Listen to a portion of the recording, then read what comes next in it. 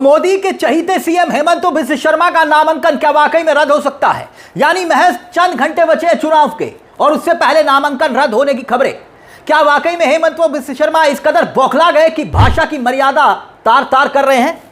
ऐसा कौन सा वीडियो वायरल हो रहा है जिसमें दावा किया जा रहा है कि वो कांग्रेस के नेता पवन खेड़ा को गाली दे रहे हैं? दावा किया जा रहा है, असलियत क्या है ये अभी जांच का विषय है। लेकिन आलम तो ये तक है कि हेमंत बिस्व शर्मा जो खुद एक सीएम है, सट्टा बाजार को कह रहे हैं कि सट्टा बाजार कह रहा है कि मैं जीत रहा हूं। ये खबरें एक एक करके हम आपको बताएं, लेकिन सबसे पहले देखिए, चुनाव आयोग के दफ्तर के बाहर दस्तक दी है कांग्रेस ने। नामांकन रद्द करने की मांग की है भूपेश बघेल और पूर्व सीएम, क्योंकि भूपेश बघेल छत्तीसगढ़ के पूर्व सीएम है, कांग्रेस के बड़े चेहरे हैं। जिस सीट पर चुनाव लड़ रहे हैं हेमंत, उस सीट पर कांग्रेस के उम्मीदवार हैं बतीशा नियोग। उन्होंने आरोप लगाया है कि हेमंत बिस्व शर्मा ने विदेशों की संपत्ति का जिक्र इस नामांकन में नहीं किया, इसलिए इनका नामांकन रद्द होना चाहिए। और उधर दावा यह कि सत्ता में बौखलाए हेमंत भाषा की मर्यादा तार तार कर रहे हैं। सोशल मीडिया पर उनका एक वीडियो वायरल हो रहा है और यूजर यह दावा कर रहे हैं कि पवन खेड़ा के खुलासे के बाद वो पवन खेड़ा को गाली दे रहे हैं। और इस वीडियो की पुष्टि हम हरगिज नहीं करते हैं क्योंकि एआई का जमाना है दोस्तों, मगर ऐसे दावा किया जा रहा है, सोशल मीडिया पर यह वीडियो तैर रहा है, इसलिए हम आपको यह वीडियो दिखा रहे हैं बीप लगा के।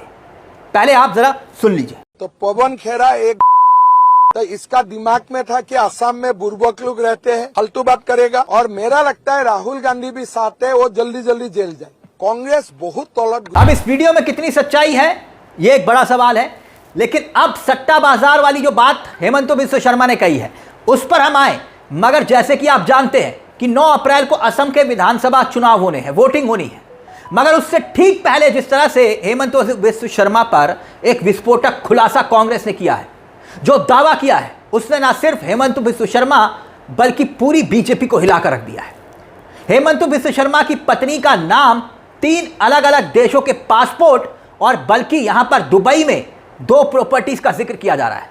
अमेरिका में 52,000 करोड़ रुपए की कंपनी का जिक्र किया जा रहा है। हेमंत बिस्व शर्मा पर आरोप लग रहे हैं, बल्कि उनके बेटे पर भी आरोप लग रहे हैं।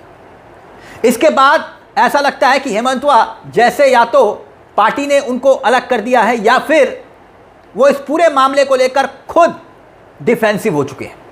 और दिलचस्प बात यह है दोस्तों कि इस पूरे मामले में गौरव गोगोई ने, जो हेमंत बिस्व शर्मा की पत्नी है, उनसे सवाल पूछ लीजिए। और सवाल देखिए आपकी स्क्रीन पर, बाकायदा कांग्रेस के नेता कैसे बंटी और बबली का जिक्र कर रहे हैं और दावा कर रहे हैं कि चुनाव के बाद हेमंत किसी भी सूरत में जेल जाएंगे। पहले मैं आपको यह बयान सुनाता हूं। कन्हैया है, कांग्रेस के नेता हैं, वो क्या कुछ कह रहे हैं पहले मंच से यह बयान सुनिए, और फिर उसके बाद जो ट्वीट किया है, सवाल पूछे हैं गौरव गोगोई ने, वो भी आपको दिखाएंगे। लेकिन पहले देखिए कन्हैया क्या कुछ कह रहे हैं, सुनिए जरा। गली गली में शोर है बंटी बबली, गली गली में शोर है बंटी बबली। चोर को जेल में पहुंचाना है और अहोम संस्कृति को बचाने के लिए, अपने बाल बच्चों के भविष्य के लिए, शिक्षा और रोजगार के लिए, इविक्शन नोटिस को बंद कराने के लिए, बुलडोजर का इंजन फेल कराने के लिए, नौकरी के लिए, रोजगार के लिए, सबके सम्मान के लिए। और यह आसाम सबका है, सबका है और सबका रहेगा। देश के संविधान की सुरक्षा के लिए आपको हाथ मजबूत करना पड़ेगा, कांग्रेस पार्टी का हाथ मजबूत करना पड़ेगा। बोलिए होगा कि नहीं होगा? 9 तारीख को होगा ना? खेला होगा ना? 4 मई बीजेपी। चलिए अब देखिए आपकी स्क्रीन पर गौरव गोगोई, बड़े चेहरे हैं, इन्हीं के चेहरे के आधार पर असम में चुनाव लड़ रही है कांग्रेस। लेकिन ये हेमंत बिस्व शर्मा की पत्नी से सवाल कर रहे हैं और जो सवाल है वो आपकी स्क्रीन पर है, अंग्रेजी में है। इसका हिंदी अनुवाद मैं कर देता हूं। गौरव गोगोई में पहला सवाल किया कि क्या हेमंत बिस्व शर्मा की पत्नी के पास दुबई का गोल्डन वीजा है। अगला सवाल वो करते हैं कि क्या गोल्डन वीजा भारत के पासपोर्ट पर है। एक और सवाल गौरव गोगोई ने इसी से जुड़ा हुआ किया कि क्या किसी भी फैमिली मेंबर का, हेमंत बिस्व शर्मा के किसी भी परिजनों का खुद की दुबई में प्रॉपर्टी है। क्या हेमंत बिस्व शर्मा का कोई भी परिवार वाला कोई भी दूसरे देश में कोई कंपनी चलाता है। सवाल अगला एक पूछा गया कि क्या हेमंत बिस्व शर्मा डिस्क्लोज करेंगे अपनी या अपने परिवार की पूरी संपत्ति और बताएंगे कि एफिडेविट में कि उनकी अब्रॉड में, देश के बाहर कितना मतलब कितनी उनके पास संपत्ति है, कितनी वेल्थ है, कितनी प्रॉपर्टीज है। गौरव गोगोई ने एक एक करके ये सवाल पूछे।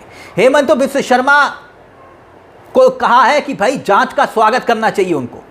वहीं इन्हीं आरोपों के बीच हेमंत व बिश्व शर्मा भी सामने आए और कहते हैं कि सट्टा बाजार, जी हां, कहते हैं सट्टा बाजार में एनडीए चुनाव जीत रहा है। कल तक सट्टा बाजार का रेट देखिए, कहते हैं रेट देखिए और आज देखिए, हम 99 सीटें जीत रहे हैं।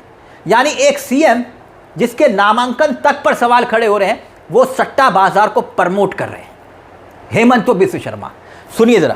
कल सट्टा बाजार का ही रेट देखिए, ये एलिगेशन देने का बाद कल 99 तक चला गया सीटें।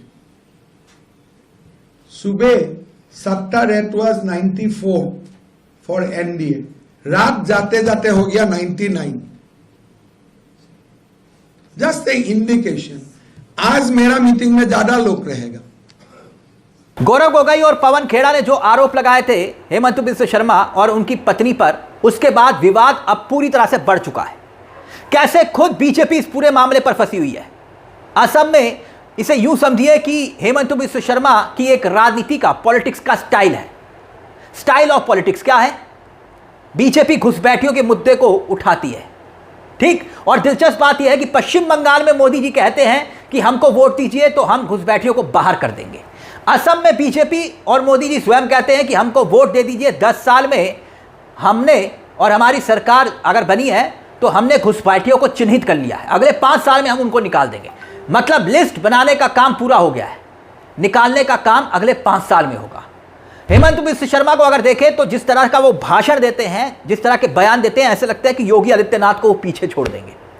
यानी वो जो हिंदू मुसलमान वाली राजनीति है ना, और यही बात कांग्रेस समझ रही है कि भाई ये सिर्फ चुनाव जो है सांप्रदायिकता के आधार पर लड़ रहे हैं।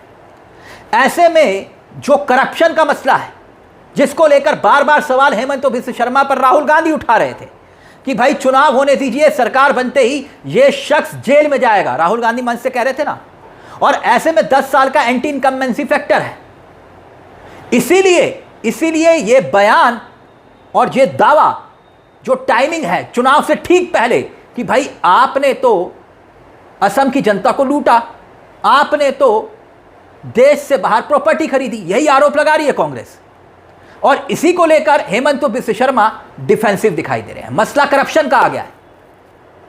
इस पूरे मसले को लेकर आपकी क्या राय है? अपनी राय हमें कमेंट बॉक्स में जरूर दीजिएगा। क्या वाकई में अब असम के भीतर ये जो चुनाव हो रहे हैं, इन आरोपों का, इन संगीन आरोपों का वोटिंग पर असर पड़ेगा? अपनी राय कमेंट बॉक्स में जरूर दीजिएगा। मुझे तिलक चावला को दीजिए इजाजत। एक छोटी सी दरख्वास्त, चैनल को सब्सक्राइब जरूर कर लीजिएगा। मंच आप ही का है, जहां कलम गुलाम नहीं। नमस्कार, जय हिंद, जय भारत।